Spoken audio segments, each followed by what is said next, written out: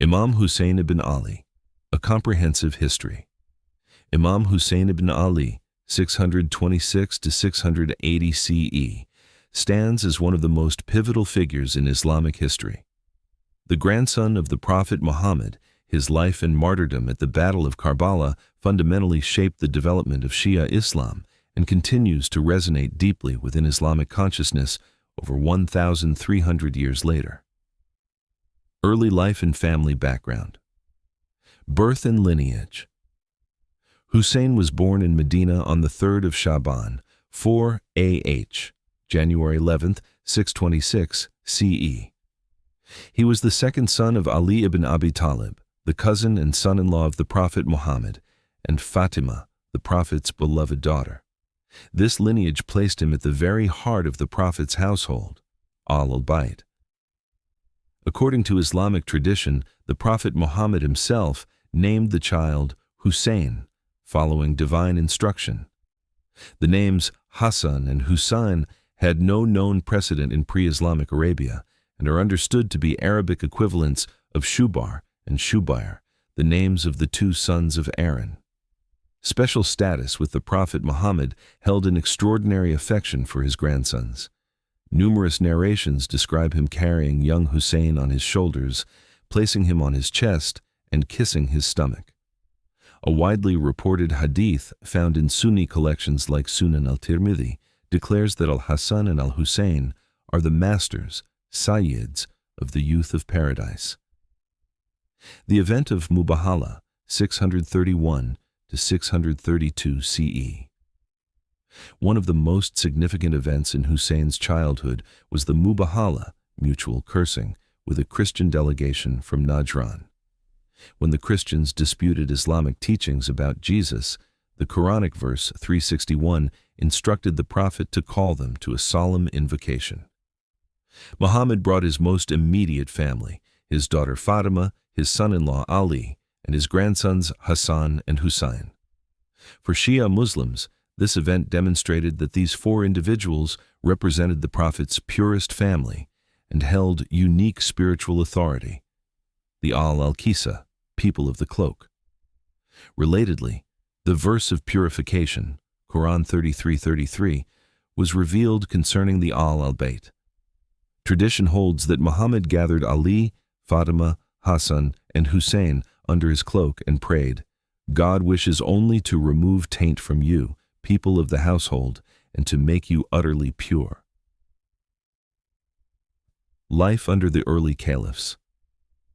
During the Rashidun Caliphate, 632 to 656 CE. Following the Prophet's death in 632 CE, when Husayn was only 6 years old, the young Husayn lived under the successive caliphates of Abu Bakr, Umar, and Uthman. Historical records contain limited details about his activities during this period, though some accounts indicate he was present for events such as the testimony regarding the land of Fadak. During the Caliphate of Uthman, Husayn is reported to have defended Abu Dar al-Ghifari, a companion who had been exiled from Medina for preaching against the accumulation of wealth by the ruling class. When Uthman's house was besieged by rebels in 656 CE, Ali reportedly sent Hassan and Husayn to defend the caliph and carry water to him, though accounts differ regarding the specifics of this event. During his father Ali's caliphate, 656 to 661 CE. After Uthman's assassination, Ali became the fourth caliph. Husayn, now a mature adult in his 30s, accompanied his father throughout the tumultuous period of the First Fitna, First Muslim Civil War. He fought alongside Ali in major battles, including the Battle of Jamal, 656 CE, and the Battle of Siffin, 657 CE, against Muawiyah ibn Abi Sufyan. When Ali was assassinated in 661 CE by a Kharijite in Kufa, Husayn's older brother Hassan ibn Ali succeeded their father as caliph. The Hassan-Muawiyah Treaty. Hassan faced the formidable military power of Muawiyah, the governor of Syria, who had been Ali's rival. To prevent further bloodshed among Muslims, Hassan signed a peace treaty with Muawiyah in 661 CE. Key terms included: Muawiyah would rule as caliph. The caliphate would return to Hassan after Muawiyah's death. Muawiyah would not establish a hereditary dynasty. The people of Kufa would be granted safety. Husayn initially resisted accepting this treaty, but was persuaded by Hassan. For the next 9 years, the two brothers retreated from political involvement, living quietly in Medina and receiving pensions from Muawiyah. Hassan's death, 670 CE. In 670 CE, Hassan died under suspicious circumstances, widely believed to have been poisoned.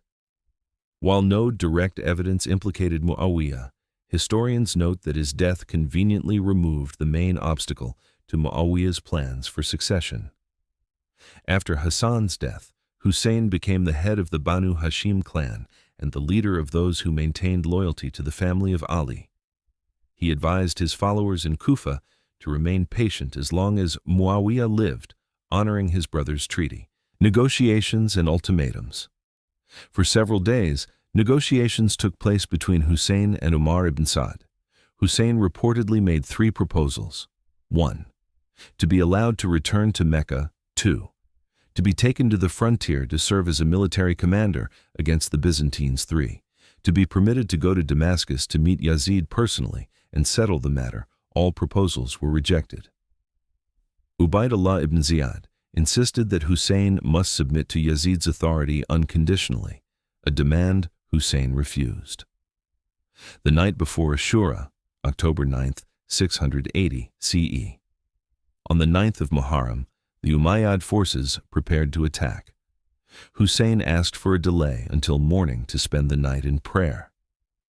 During that night, Husayn gave his followers a final opportunity to leave, extinguishing the lights so they could depart under cover of darkness. None of his companions abandoned him. The Battle of Ashura, October 10, 680 CE. The morning at dawn on the 10th of Muharram, both sides prepared for battle. Husayn arranged his small force defensively, with tents tied together and a ditch dug behind them, filled with wood that could be set alight to prevent attack from the rear. The fighting.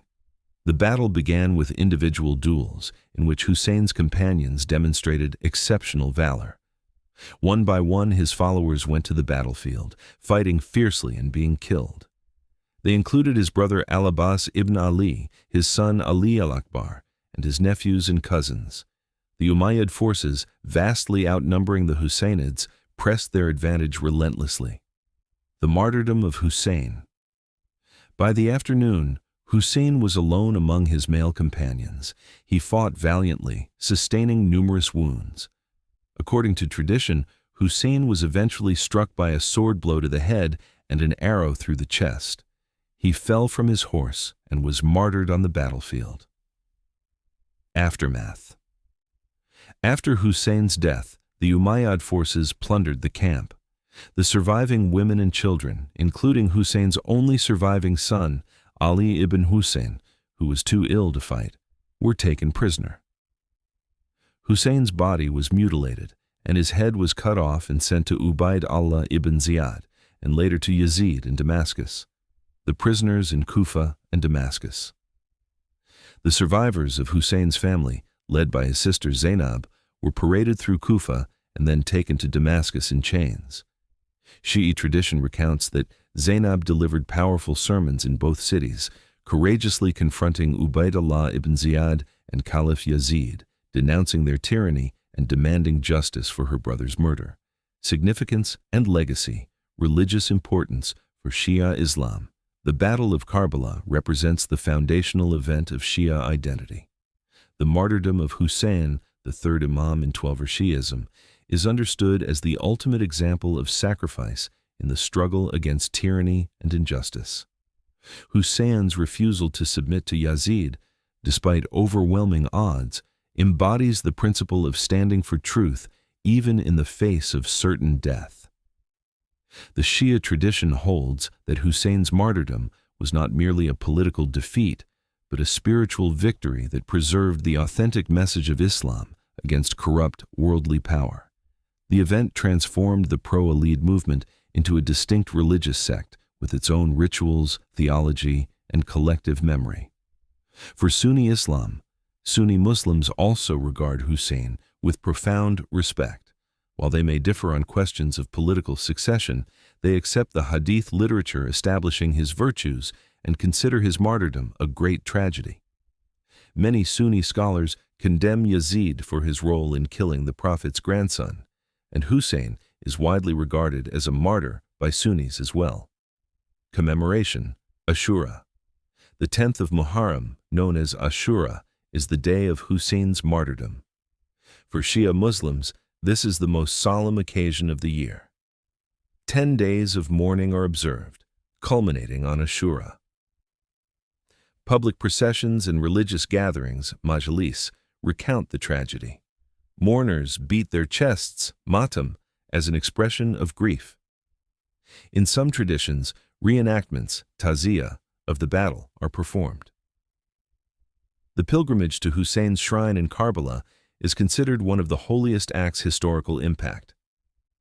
The martyrdom of Husayn had immediate political consequences. It galvanized opposition to the Umayyads, leading to the Second Fitna, 680 to 692 CE, during which two separate movements, the Tawabin, penitents, and Mukhtar al-Thaqafi's rebellion, sought to avenge Karbala. Ultimately, the Umayyad dynasty was overthrown in 750 CE, and Abbasid propaganda drew heavily on calls for justice for Husayn's family. Throughout Islamic history, Karbala has served as a powerful symbol of resistance against oppression. From anti-colonial movements to modern political struggles, Husayn's example has inspired countless Muslims to stand against tyranny, regardless of sectarian affiliation.